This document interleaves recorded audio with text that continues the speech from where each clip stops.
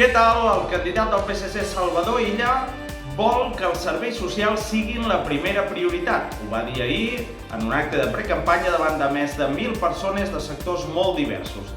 El seu eslògan de campanya serà unir i servir i proposa una auditoria als serveis públics, més autogovern amb el traspàs de 50 competències, destinar 3.500 milions contra la sequera i un consorci tributari. Per la seva banda, Junts organitzarà autocars per viure en directe als mítings a la Catalunya Nord. Toni Comín tornarà amb Puigdemont el dia de la investidura, ho va dir el 9C de RAC1 ahir a la nit, i Pere Aragonès va atacar Junts dient que només parlen del candidat. En plana internacional, gran preocupació al món per un possible atac de l'Iran contra Israel que faci més gran el conflicte.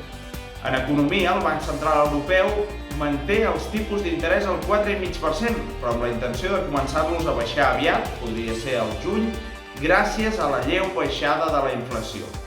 El govern vol augmentar la capacitat de l'aeroport del Prat utilitzant les pistes tant per enlairaments com per aterratges durant 4 hores al dia, un fet que permetria uns 360 vols més cada jornada. Per compensar els veïns es faria una insonorització gratuïta de les cases. I segons una investigació, l'ús de Viagra redueix a la meitat el risc d'Alzheimer.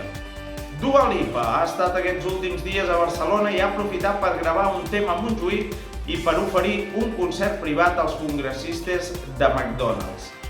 El Mona Burgos ha estat apartat de Movistar pel comentari sobre Lamine Yamal, com va dir en la prèvia del partit de la Champions del Barça que si no li anava bé al futbol acabaria en un semàfor.